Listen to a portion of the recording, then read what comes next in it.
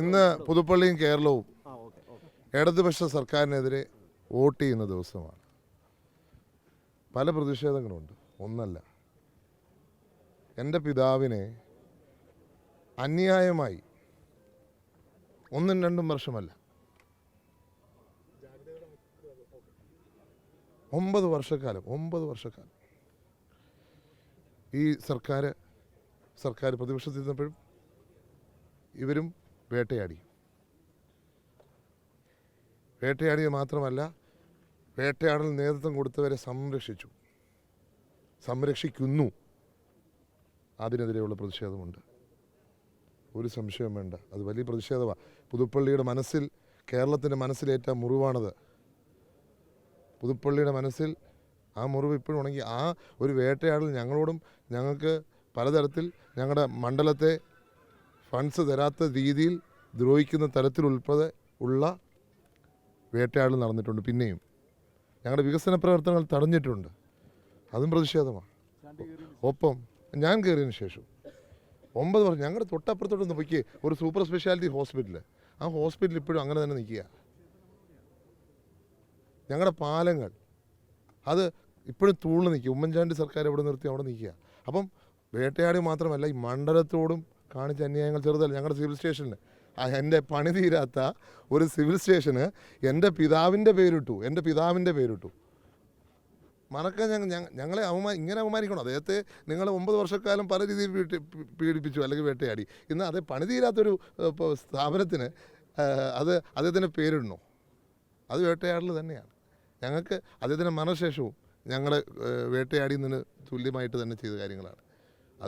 അതുപോലെ തന്നെയാണ് ശബരിമല സ്വർണ്ണക്കൊള്ളയും ഈ നാടിനെ ആകെപ്പാടെ ബാധിച്ച പ്രശ്നമാണ്. ഇതൊക്കെ പ്രതിഷേധങ്ങളുണ്ട്. അത് ജനം ഇന്ന് പോളിംഗ് ബൂത്തിൽ ചെല്ലുമ്പോൾ ആ പ്രതിഷേധം കാണിച്ചിരിക്കും എന്നുള്ള കാര്യത്തിൽ സംശയമില്ല. ആ കറുപ്പ് പ്രതിഷേധത്തിൻ്റെ ഇതാണ്. ഇന്ന് കറുപ്പ് കാണുമ്പോൾ ആർക്കെങ്കിലും വിഷമമുണ്ടെങ്കിൽ എനിക്കൊന്നും ചെയ്യാനില്ല. ഒന്നും പറയാൻ, കറുപ്പ് കണ്ടാൽ ഇന്ന് പലർക്കും പ്രശ്നമാണ്. ഇത് കറുപ്പ് എന്നുള്ളത് ഇവിടുത്തെ ഈ സമൂഹത്തിൻ്റെ വലിയ എന്താ പറയുക, ആചാരത്തിൻ്റെ കൂടെ ഭാഗ്യമെന്ന് വിചാരിച്ചുള്ളൂ. നിങ്ങൾ ക്യാമ്പയിനിൽ ഉന്നയിച്ചത് പ്രധാനപ്പെട്ട ഒരു വിഷയമാണ് ഈ സോളാർ കേസിലടക്കം ഉമ്മൻചാണ്ടി സാറിനെ ഈ രീതിയിൽ ഈ വേട്ടയാടി എന്നുള്ളത്. അതേ കാര്യം തന്നെയാണ് ഇപ്പോൾ സൂചിപ്പിക്കുന്നത്. പിതാവിനെ വേട്ടയാടി എന്ന് പറഞ്ഞുകൊണ്ട് സംശയമുണ്ടോ? ഞാൻ ചോദിക്കട്ടെ, ആ CBIയുടെ റിപ്പോർട്ടൊന്ന് ചർച്ച ചെയ്യണമെന്ന് പറഞ്ഞിട്ട് ചർച്ചയായോ? ഞാൻ പലതവണ പറഞ്ഞില്ലേ ചർച്ച ചെയ്തോ? അദ്ദേഹത്തിനെതിരെ CBI എൻക്വയറി നിങ്ങൾ ഓർത്തു നോക്കൂ. ഒരു കുടുംബത്തിൻ്റെ വേദന. ആദ്യം 3 വർഷക്കാലം ഇല്ലാത്ത കഥകളുണ്ടാക്കി മാധ്യമങ്ങളിലൂടെ വേട്ടയാടുക. അത് കഴിഞ്ഞിട്ട് CBI എൻക്വയറി. അതിനു മുമ്പ് അദ്ദേഹത്തിൻ്റെ അടുത്ത് റേപ്പ് കേസിൻ്റെ ചാർജ് ഞാൻ പറയണോ?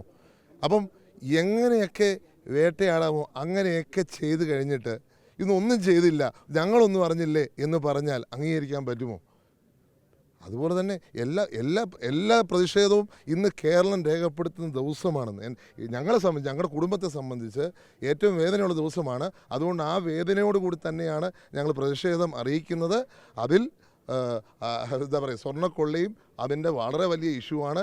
ഒരു സർക്കാരിൻ്റെ കാലത്ത് നടക്കാത്ത വിധം ഈ കേരളത്തിലെ അയ്യപ്പ ഭക്തന്മാരെ വഞ്ചിക്കാനും സ്വർണ്ണക്കൊള്ള നടത്താനും കൂട്ടുന്നൊരു സർക്കാരിനെതിരെയുള്ള കൂടി പ്രതിഷേധമാണിത്. ഇതൊക്കെ അതൊന്നൊരു റിലവൻ്റ് ഇഷ്യൂ അല്ലല്ലോ. UDF സർക്കാർ ഒരു കാര്യം ഉറപ്പാണ്, ആര് മന്ത്രിയായാലും ഇല്ലേലും UDFന് ഒരു മുഖ്യമന്ത്രി ഉണ്ടായിരിക്കും. ഒരു കോൺഗ്രസ്സുകാരൻ ഉമ്മൻചാണ്ടിക്ക് ശേഷം മുഖ്യമന്ത്രി ആയിരിക്കും. രാഹുൽ ഗാന്ധിയുടെ നേതൃത്വം അംഗീകരിക്കുന്ന, രാഹുൽ ഗാന്ധി തീരുമാനിക്കുന്ന, സോണിയാഗാന്ധി തീരുമാനിക്കുന്ന, മല്ലികാർജ്ജുന ഖാർഗെ തീരുമാനിക്കുന്ന ഒരു മുഖ്യമന്ത്രി കേരളത്തിലുണ്ടായിരിക്കും. ആ ദിവസത്തിനാണ് ഞങ്ങൾ കാത്തിരിക്കുന്നത്. ആ ഒരു പ്രതിഷേധം കൂടെ ഉണ്ടെന്ന് വെച്ചോ. ഞങ്ങൾക്ക് സർക്കാർ വരാത്ത, സർക്കാരിൻ്റെ തെറ്റായ തീരുമാനത്തിൽ അതിനോട് പ്രതിഷേധം കൂടി ഉണ്ട്.